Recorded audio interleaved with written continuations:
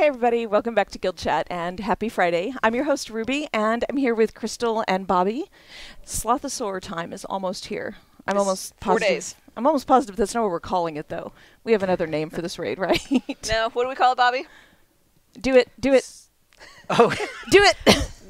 Slothosaur! You know, this could have worked out brilliantly. What do we call it, Bobby? And you just roll into the name. Oh, But- Salvation Pass? Or it's Slothosaur? No, Slothosaur. No, I messed it up. It's fine. Yeah. All right, turn off the cameras. We're going in again. Start. Everything Start is over. ruined. Ugh. We didn't rehearse enough. All right, so I know we didn't. I just like when Bobby made a funny noise. I was rolling with it. Yeah, I No, didn't Mark, do don't that. actually turn off the cameras.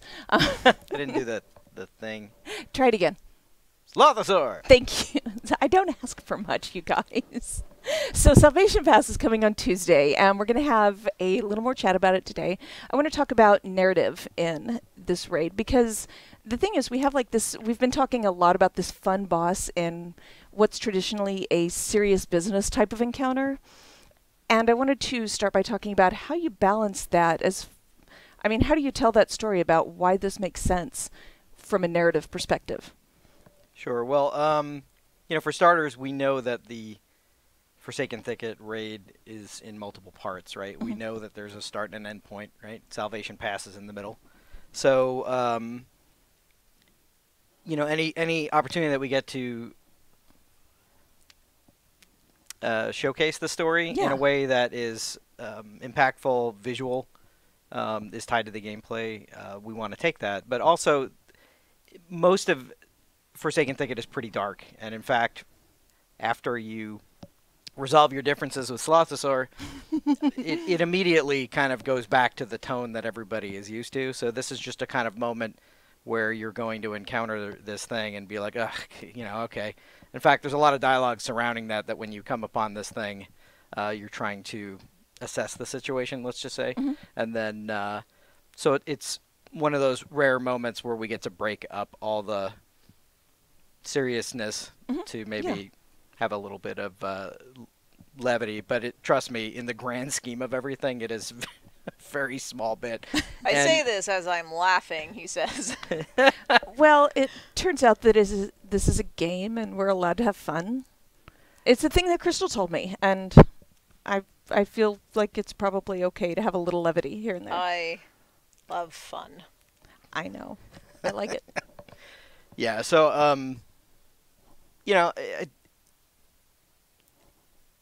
I think if everything was serious all the time and it was depressing drudgery, then okay, if that's the mood or the tone or the game that we're trying to make, sure, there's games that do that very well. We, I think, are a little bit more like where we have an opportunity to maybe break it up a little bit. This is kind of a chance to have a fun little moment. Yeah. And it does tie into the story, so it's not like just some random thing. Yeah. And yeah, so I'm looking forward to see what people think. Spirit Vale's a little dark. Yeah. Like prison pack guys got kidnapped. You find this crazy soul beast.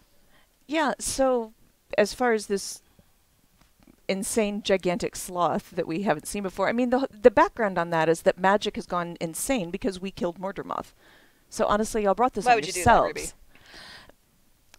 that, Ruby? Loots. Shut up. Because of the This loot. is like the best answer I have. Shut up. I wanted to loot. Yeah, I mean, this is stuff that we've, in hot, spoilers, okay. That's supposed to come before At you the spoil very it. beginning, so this will Forget be it. Now we're the mad. title. No, you get to the end of the story and things happen. You see things, right? And this is kind of the logical extension of that, right? So, and as you go in and you're exploring Forsaken Thicket, if you're paying attention to the things that are there, you're reading the things, you're picking up on stuff that other characters are saying, it all starts to paint a picture. And what's really neat is we know where the story is going and where it's going to end within the raids.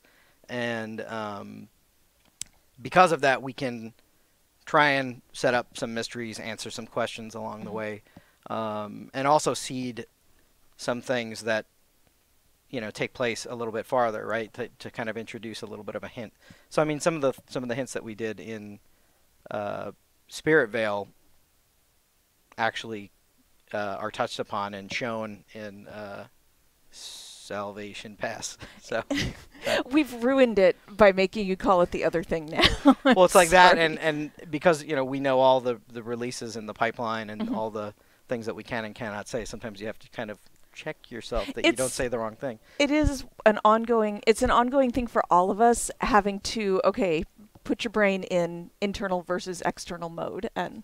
Inside Oh yeah, voice. like we already Yes. started planning Yes, inside what I'm voices. going to be working on after this. So like sometimes you have to wait, you have to pause and process. Like okay, Salvation Pass, yes. But you did get me thinking just now. We were talking about telling the story and little pieces that make sense, and we talked about this before Spirit Veil. Now I'm doing it. Before Spirit Veil, you and I talked about this on the show, in that there are all of these little bits and pieces placed around the environment that are also telling this story, and you've done that in Salvation Pass too, right? Yeah, it seems to be well received. I think it's something we'll continue to do where it makes sense. And it's been a really amazing partnership with the design and art and audio folks all working on this. I mean, there's a lot of work that kind of goes into putting these things, and they're impactful. It's just a small thing that if you care about it, you can find it, and it really does round it out. But we also want to be respectful for the players who are more concerned with what's going on around them. Mm-hmm. So that's why we, through line story, everything you need to know, all the cool optional stuff we put there for you to get at your own pace, and then that just kind of makes it feel a bit more, rounded out. Yeah. And it's not the thing that I really like about this, and the fact that you've put this in there, is that I'm not the type of player that will go in there, and I'm not going to go in and I'm going to raid week after week after week after week. I'm sorry. I'm Casual. I am. did I it. am. I will Filthy. put it on a Filthy t-shirt. casual. I will put it on a t-shirt, and I will wear that t-shirt all the time. Casual. But I will go in there, and I will do it at least once. I will do the actual raid at least once, and then I will go back in, and I will enjoy the content over and over, because there is so much more in there. It's not just this one fight that you do, and you're done, and there's nothing else to do but go back in there and do that same thing repeatedly. And I appreciate that there's a lot more in there, should you choose to go in there and appreciate it and experience it. If you don't care about that kind of thing and you prefer to just go in there and do the raid, then you can still do that, and you're not losing anything by doing that. I feel like, I don't know, and again, filthy casual, which is, you guys, it's a good thing. They're missing out. They don't know. I mean, it's a loaded term, really. It I mean, really is, and a lot of my Guild Wars 2 friends and I, we jokingly call ourselves that, and we use it. We say it as a fun term. I mean, there's just. It's not really just so binary that you can break down player types It's into, like, not. hardcore casual. It's really not that. Like, I only have time to raid maybe, like, 2 to 3 hours per week. That's it. Am I casual? I don't know. My eternal title says I'm not. But, So that's just my time played that I have, or the time I have available to play. Other people have tons of time to play. So it's more just, like, put yourself in whatever category you think you should belong in, and then don't let someone else, like, define you as being part of a category they think you're part of. Yeah. As long as you're having fun, then it doesn't really matter at all anyways. Exactly. I don't know. That's a whole different conversation, but we're allowed to tangent sometimes. One of the things that I absolutely love about gaming is watching all of the different ways that people enjoy the same content. Mm-hmm. So to me, that's the beauty of it. I think it's fun. Yeah. I like it. Raid, Spirit Veil. All I can want to say is Slothosaur. Salvation Pass. That's all we can Salvation talk about Pass. as well. It is. Well, we can talk a little bit.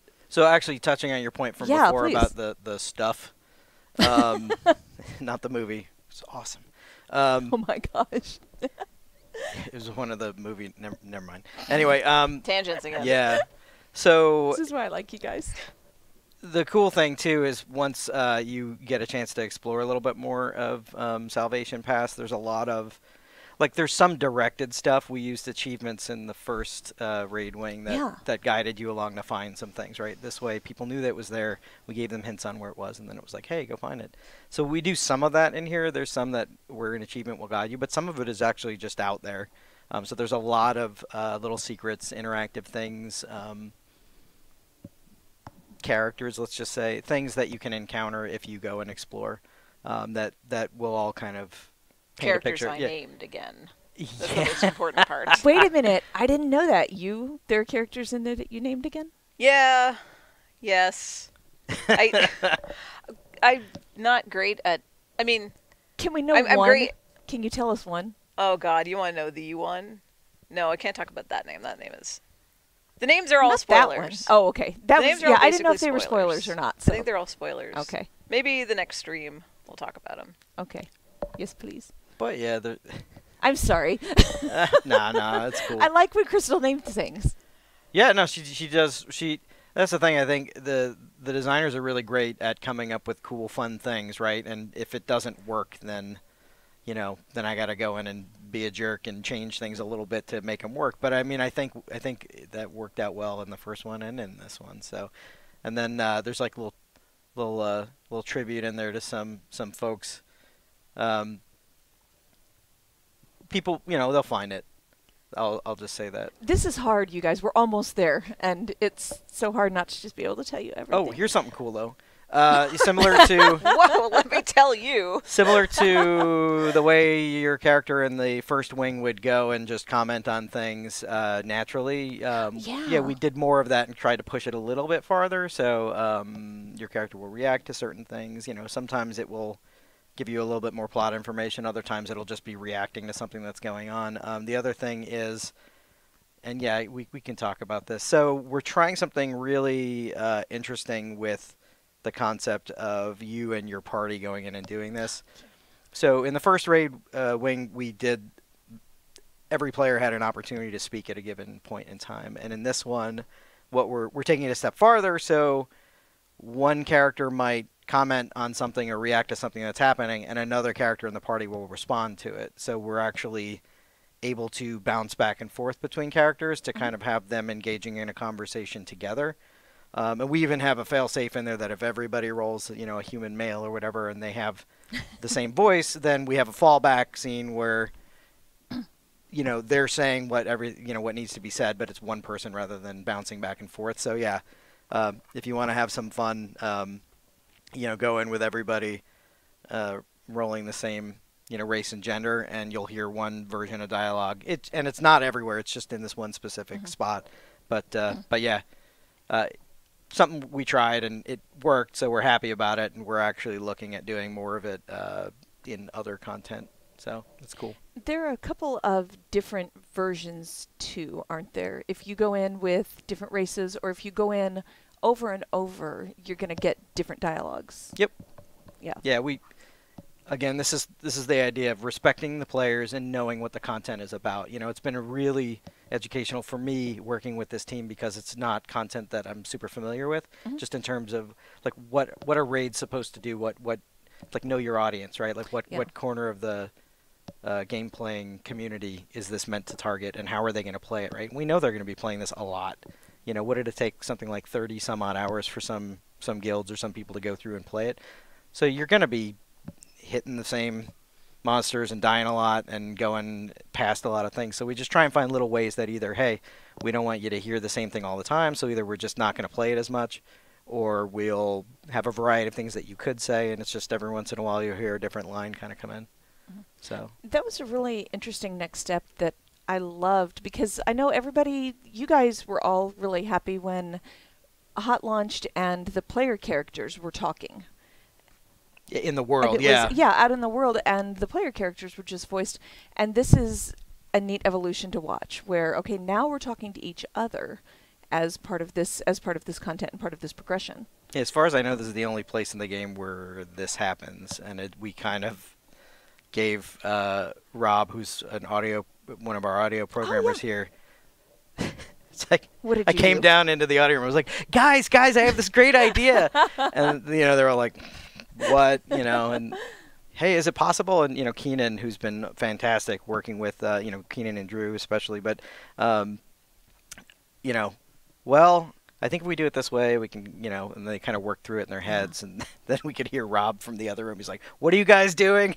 Because we're like constantly like trying to push it a little too hard or break it and do weird things, and he was just like, "Please don't abuse this, because it has to work a certain way." And you know, and anyway, long story short, you know, with between what they had done and what some of the designers were able to do and some of the programmers were able to kind of, you know, get this system to work a bit better. And you know, in future content, you know, some of the stuff that like the screenplay for a future release, we're kind of pretty far into it, right? And a lot of the writing requests that have been coming in lately is like, how can we make this cool for if you're rolling a certain profession or if you're a certain race, or, you know, can we add more variety to this so if you're going to keep replaying it, you'll hear other lines come in and that kind of thing. So we're just trying to, it's a really cool system and we're trying to play with it, and it's kind of an interesting narrative challenge to be like, how do you take this gameplay system, right, and do things in service of the gameplay or just in service of the player not getting bored or wearing out from hearing the same line a million times. So it's been really liberating, I think, for us, you know, as content creators, to kind of stretch out a little bit and do more of the kinds of things that we want that really play to the medium's strengths. So speaking of things not being static and things keeping players interesting so you don't see the same thing over and over, you were telling me about some of the NPC interactions and even the environment changing when you first go in before you complete the raid, and then Crystal after can speak to this. you complete the raid. The bug. There was, yeah, this was a good example. So there is some stuff. There are some mechanics in the final boss. We won't talk about those. And Bobby and I had a lot of discussions about how we tell this narrative story in Salvation Pass. And I said, well, what if we do this in this other area? And he goes, oh. And then I'm like, and then, you know, it's not going to make any sense at all. And you'll see it and you'll be like, what? And actually we went into a review, and Lindsay Murdoch, who's our live lead, she saw it happen. She goes, is that a bug? And I just went, or is it? And she's like, oh. And so we progressed through it, and then when we got to the end, she goes, oh, that was really cool. So, like, we knew it was it was like an accidental test case, but, like, she had the exact reaction that we were trying to get out of players, Nice. And it worked. I can't say what it is. No. Yeah, it's okay. Yeah, it's super cool. Yeah, and it's just, and I think it was like, wow, if a player is going to be thinking this or saying this, do we have something to where their character could support that emotion, right? Like, what would that character say at that moment? Again, your player reacts. Your player's like, your player goes, what? Hold on, something's not right yeah, here. so we tried to just do more of that where we can. You know, it's we do it a little bit around the game for, it's like, you know, when you discover a POI, your character might say something or whatever, right? But I think we're a lot more specific, and I think that's one of the things that's really cool about the raids. It's a very specific scenario. It's a contained area. You know, we can art it the way that we want. The play spaces are very specific for what design needs to do, and then we can be like, you know, what other cool stuff can we put in there to make it neat? And this was just a really awesome thing where it's like you're seeing a glimpse of the, let's just say, the power or ability of this raid wing. Of something you will encounter later. So we're trying to do we're just trying to seed things a lot, you know, spread them out. And this way, when you find something in even the first wing, it's like, I wonder what that means. Is that about something here? Or is that about something later? And same thing in here. It's like, what was that? Oh, I get it. Yeah. Yeah, that payoff at the end is always good. When you see something and it makes you wonder and it sticks in the back of your head, and then you get this great answer at the end, and everything makes sense in retrospect. Yeah, and it feels good. There's a very, like, you know, there is a known number of things that can happen in here, right? And what, you know, a raid is going to have usually a bit less dialogue than a story instance where everybody's talking, and it's very, very much, you know, either about the characters or plot driven. And you know, this is obviously, you know, plot driven a bit, but pretty much we have to be very deliberate about the things that the characters say in there, because we don't want a lot of throwaway things. Everything kind of has to either let you know what things around you mean, or how this ties into advancing the story, or just something about the characters around you. There's not a lot of fluff. So it really kind of warmed my heart watching other people try and analyze things in the first raid wing, and and pay attention and just break down like a line that would just come out of a boss when they're fighting or whatever. Like everything actually meant something, you know, so it was cool. I mean, you know, there's always the little, they'll say something nasty or hurtful when they're trying to kill you, but, Twirl their and then there's mustache. definitely some of that, right? But a lot of the other things, and this was really cool too, and Crystal, like, did it spot on. I was so happy. In the first raid wing, like, as Sabbatha's kind of throwing her lieutenants out. Oh, the little fights they have back Yeah, and the forth? fights and just like all this stuff, and a lot of that kind of came out organically, right? We were talking about, okay, you know, you had this really great idea for a fight, and you know, bringing in other characters, and we're like, who could these characters actually be, and is there any tension between them, and you know, and just kind of the way a lot of that evolved, and it was just like we found a story point to actually put within the fight, and we don't want to do it too much because there's a lot going on. But people really... But people grabbed on they it saw because that, and they wanted... who is Knuckles? And where was he going to take you? well, we can't talk about where he's taking you, but we can kind of talk a little bit about who he is, right? Again, the names were people that that you know. people from my guild. And yeah, so we kind of massage him up a little bit, make him a little more Tyrion or whatever. But then we decided to focus on another character who might be more apt to be leaving these notes around. And you know, if you go through the first raid wing, a lot of the areas where the notes are, not all of them, but some of them, there's a crumpled note. But then there's like a beer bottle laying around. It's like, was this guy in a smoke break or whatever? What's going on? And a lot of times we tried to place them in areas where it would be like, okay, imagine somebody was here who placed it, right? Where they just, goofing off or whatever. But the original intent was that it was all going to be Knuckles. Everyone was like, Knuckles journal, what, who's this guy? That's kind of goofy, whatever. So we kind of backed off it a little bit.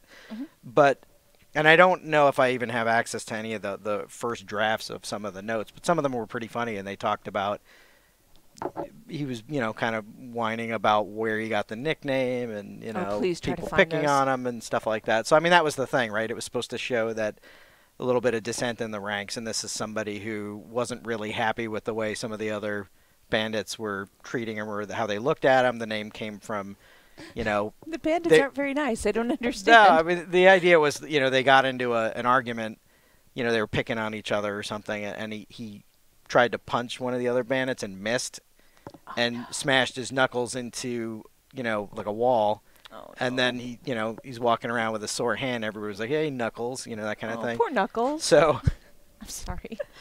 but a lot of that was kind of either cut out or kind of moved around, so it's not as obvious. So that's kind of the backstory that we kind of were playing with.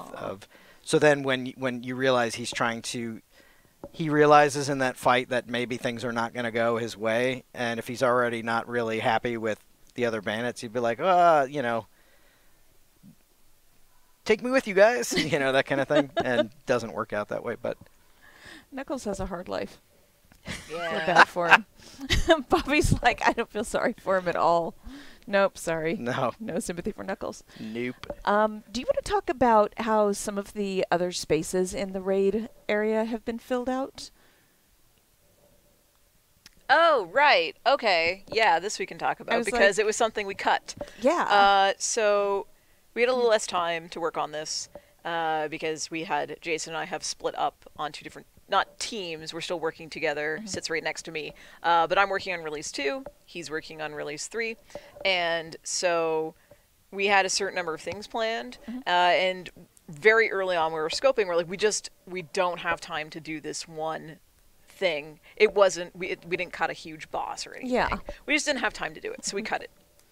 But we had already had a layout for the map, and Tammy had already come in and done like an art pass, and so Angel was around, and she had some free time, and I said, and she was going to come out and help us out and do a few things, and I was like, we have this whole huge area.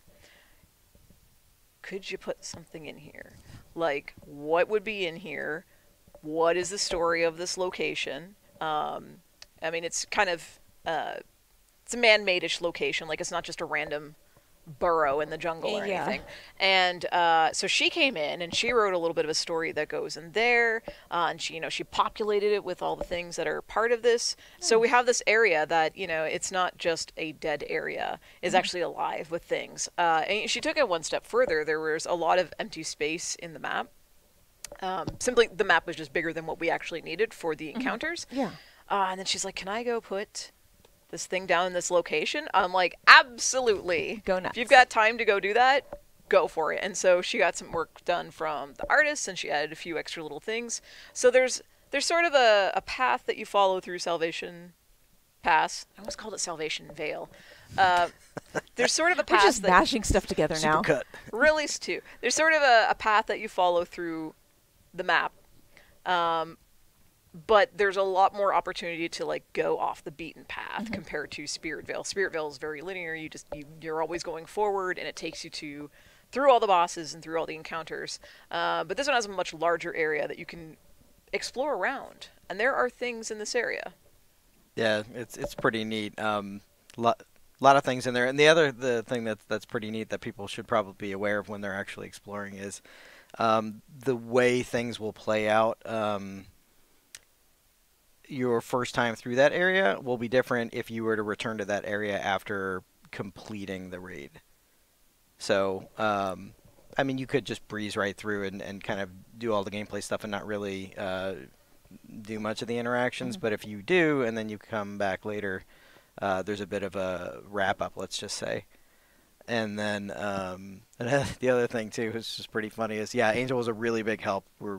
She really helped kind of make things complete. There was some other stuff that we had talked about that I was so happy that you were able to put in, and then I messed with it. Oh, yeah. Oh, no. Because I'm like, I do most of what I'm doing, right, is, writing dialogue, working with the team, and doing some editing and helping with the VO stuff and everything. But I'm really trying to learn to do more implementation because there's always a lot to do. I want to contribute more. I also don't want to be a pain in the butt and just constantly ask for things, right? It's like, hey, I need this thing. Right. So I'm trying, right? But it's not, necessarily super easy stuff. And it was funny. Crystal went, and I just said, can you do this thing? And boom, like, you did it in your sleep, I think.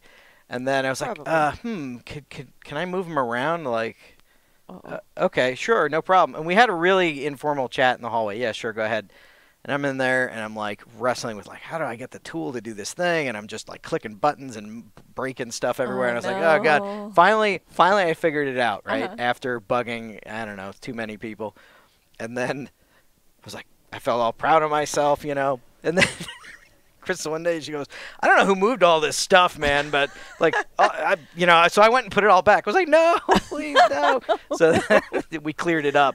I was like, yeah, I apologize, because I moved it. And we have, like, a very, like, Crystal is very good about being organized, right? So at the very start of even the first wing, she's like, this is how I have my folder structure.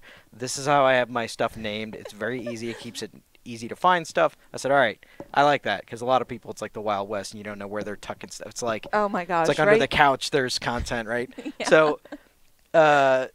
So of course I'm moving this stuff around, and I'm moving it into new areas, and I didn't rename or move any of it, right? I was just like, it's just whatever, people will figure it out. I'll remember. And then she's like, why does it say it belongs to this area when it's clearly What in is like happening? 4 other ones? I was like, I'm sorry. No, but we went back in, so I showed him how to like move it around to these I new totally locations. forgot since then, by the way. Sorry, but That's okay. And now his access to those folders is removed. yeah, I shouldn't be touching things as much. I have good intentions, but He's mean allowed well. to touch the things. just certain things. Yeah, I think These folders, but not these folders. a lot of what we are doing on raids are allowing others to contribute more to what we're doing. So, for example, having narrative guys do some of the like scripting hookup of NPCs walking around, because it's relatively easy stuff. It's not super complicated, and they get to put their name on things as well. I mean, we're doing stuff like this with Franco as well, with when it comes to effects, where he wants to learn how to do some more of the little hookups. I'm like, all right, like I will show you how. We'll start at this level and we'll start doing it like this. And once you've got a good grasp on that, we'll move up to the next thing. Nice. And it's all about like little processes that allow us to just to go faster and to be more efficient together. Yeah, Nice. it's definitely, it's like the team. What's been really great is it's a smaller team. It's a bit more self-managed, I guess. We have a lot of flexibility and freedom to do some really neat things, and yeah, there's a lot of that collaboration, and yeah, I think it just, when everybody feels a little bit more empowered to do cool stuff and work together, it's just great, and thank you for being patient with me. No problem. Well, we all generally work pretty well together, so that probably helps too. All right, so Raid Wing 2 is coming on Tuesday. Yeah. Do you need to have finished Spirit Vale to do Salvation Pass?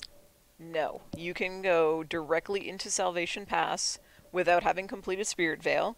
The location is in the exact same spot as Spirit Vale. You walk up to the portal. When you're in a raid squad, you'll get the little dialogue pop up, and it'll say Salvation Pass, Spirit Vale. Backwards, sorry. Spirit Vale, Salvation Pass. They're both there. You'll find They're them. both there, and so you It's a short can list. choose either or. Okay. Do you want to give a short synopsis of the story up until now for those who haven't done Spirit Vale? Sure. Can you give like... Yeah, like Bobby can. yeah, you're sure, better like at this. yeah, Bobby You've can heard the story. totally come do on, it's that. one of the few things I do. Now, so okay, again, spoilers if people haven't been paying attention, but I guess if they log in, they get a mail anyway, right? Yes. Or something. So, yeah, so the whole thing kind of starts off timeline. It's after the ending events of Hot. You get word that there is a pact. Actually, I think it's like a platoon that gets attacked, but a squad that actually gets kidnapped and taken deeper in. So you kind of show up without a lot of information, and you kind of piece together the details from finding clues and interacting with characters. There's a lot of really strange things, a gigantic wall, these crazy magical beings that you're encountering that you've never seen before. And then you fight your way through and encounter all kinds of stuff. There's angry ghosts. There's a river of spirits. There's this really crazy monster that seems to be formed from all these spirits kind of latching onto each other. And when you finally get to a place where you can confront the boss of these bandits, you realize that there's a lot more going on out here than you thought. You know, you can go and talk to some of the captives, and then that takes you into Salvation Pass, where the story kind of picks up. You know, between the raid wings, there's a very small gap of time. We're not specific about it, but I mean, if you want to play them one after the next, it will feel immediate. We had kind of played around with ideas of trying to be like, oh, is it a couple of days? Is it a week? Or whatever. It doesn't really matter. It's just as long as it feels like a story progression. Yes, you can play it out of order. When all three of them are live, you could go straight to the very last one. And we try to, have the dialogue such that enough is inferred through what characters are saying or what your character is saying or whatever information you need to know to fill you in. And we're kind of looking at other ways to kind of clue people in. But yeah, if you go straight to the last one, you're probably not going to know some of the details that you would, and you might be like, what are they talking about? But we want you to be able to play the game the way that you want. So I think restricting that and gating all that would be, I think, not cool for our players. And then we do the same thing with Living World. If you own all of the Living World episodes from, like, say, Season 2, you can play them in any order you want. I mean, it makes most sense in story-wise to do them in order, but if you wanted to go to a particular location that's available in a later episode, you can do that. You know, it's just to understand that it might be a little weird story-wise, but, they're little hints that should catch you up. All right. Can you give us any other spoilers? Maybe not necessarily Salvation Pass, but can you tell us anything else about next Tuesday before we wrap up? I mean, I have a few more, not story. I don't know what that is. Story spoiler. It's a story portmanteau. spoiler. Okay. There's no more spoilers. Okay. So It's a terrible sounding word. It's awful. So we've read a lot of the feedback based off the first raid release, and there's a few things we can talk about. They're not spoilers or anything. They're not revealing any mechanics. They're just quality of life changes that we've made. So one of the big things is, and we've talked about this on the forums, a lot of players have probably missed that. If you have duplicate mini pets from the first release, I hope you didn't throw those out because those are worth something now. You'll be able to trade them in for stuff. All the mini pets ever, or just the mini pets from Spirit Vale? It felt important to clarify that. Yes. I've got 4 Gorsevals sitting in my bank that are just collecting dust. Very excited for Tuesday. That felt like a humble brag. Maybe I'm just jealous. No, I just wanted the extra stuff for it. I think I'm just jealous. Okay. Like we can carry carry you to a kill, maybe. Okay, you know what? You could, yeah. You know how bad I am. bring me along, please, man. Like I told you, I Whoa, smashed my. This is quickly turning into turning babysitting. into a big Yeah. party all of So a sudden. I was helping test something out yesterday. At one point, Paul Ella literally had to lean over to my screen, touch my monitor, and go, "You need to go there." It was so bad. It wasn't that bad. It was pretty bad. We've played a bunch of this stuff, so we knew mostly what we were doing. It was. I was like, all right, it'll be fine. Just be cool. Just follow the group. Just stay with the group. It'll be okay. And then I hear in my headset Crystal go, "Okay, Ruby's our only healer," and I went. Yeah, no I pressure. put you on the spot. I'm sorry. No, it was good to know, but because I was planning on being carried, and Yeah. yeah. So yeah. So other things. We've fixed a bunch of bugs from the first release. One of the things Jason has been working really hard on is he worked with one of our programmers who does the AI stuff. So there's been improvements to how Gorsefall's pathing works. Sometimes he tends to like snap around like, I'm following the toughness tank. No, JK. Now I'm following the toughness tank again. So that should be a lot cleaner. We played it internally and it felt great. Sweet. What else did we do? Overall, just improvements to a few things. There's a bunch of like little tiny Just tweaks. fixes that have gone in and tweaks. But overall, nothing has really changed mechanically at this point in time. Difficulty-wise, Salvation Pass is going to be approximately on par with Spirit Veil. And, I mean, one of the big reasons for that is, yeah, there's lots of people out there. They've killed Sabbatha, they've done the no updraft Gorseval, like, they have mastered these encounters. I saw somebody talk about a pantsless Gorseval run. Awesome. I don't know if it was No real life or in pants. game, but It's pants it was. party. Yeah. But lots of players still haven't. There are lots of players who have killed the Veil Guardian, and then they got to Gorseval, and like, we just can't do this. Or they've killed Gorseval, and they get to Sabbatha, and now they're at another wall there. And this is a way for you to say, all right, you know, we've just been, like, slamming our head against a wall for a couple of months. Everyone's a little tired. We just want to break, and we want to get a kill. Because getting kills is a big morale boost for It your is. team. Totally And so this is a way for you to go, all right, let's just not do our... Maybe we'll get Sabbatha tonight, but we will probably just bang our heads against it. Let's go do something new. And so it gives you an opportunity to do something new. So difficulty-wise, if you can kill Veil Guardian, you should be able to kill Slothosaur. It is actually weird because we had asked all the testers, we said, you know, does this feel like it is comparable in difficulty to Veil Guardian? And a lot of them said, we don't know. Like, he's different. Like, but they didn't clearly say, you know, yes, he's easier, or, you know, no, he's way more difficult. So we were really happy with that answer. Yeah. That just, he's different. So that is another big reason why we're allowing players to go directly into Salvation Pass instead of having completed Spirit Veil first. Yeah, it's a lot less frustrating, and that's like you said, it can be a lot of fun. It can be a good change to do something different and enjoy something new. Yep. Yeah. I have something. It's very minor, but it's kind of neat. So there's a character who is just there for convenience, let's just say, in Spirit Veil, who will soon have a name, and then in a future release will have a bit of importance. In Spirit Veil? It's a character that's in Spirit Veil Okay. currently. Okay. That when you go in on Tuesday, will now have a name, and then in future releases will be actually, let's just say, the things that they are good at or they are skilled at will have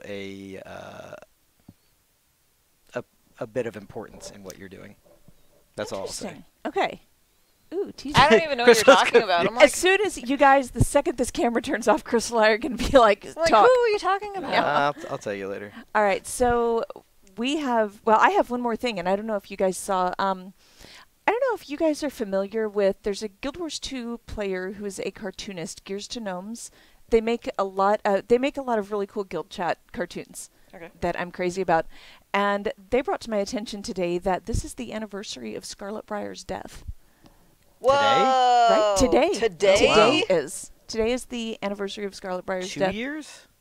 Oh, okay, yeah. Yep, and she set all of these events into motion. Yes. It has been 2 years. Crazy times. Yeah, so anyway, thank you for the awesome cartoon. I absolutely loved it. And thank you guys for Scarlet Briar. And Scarlet, thanks for nothing, man. That was great. Thanks for sending me that mail and blowing me up. Yeah, that was not nice. That was not okay. But it is fun to, everybody learned. Nobody's done it for a while, but it was a lot of fun to be like standing in Divinity's Reach and be like, oh my gosh, I got a present in my mail. You should totally open that. I'm sure it'll be fine. So, all right, Salvation Pass update coming on Tuesday, and we will see you back on Guild Chat next Friday. Thanks, guys. Bye. Thanks. See you next week.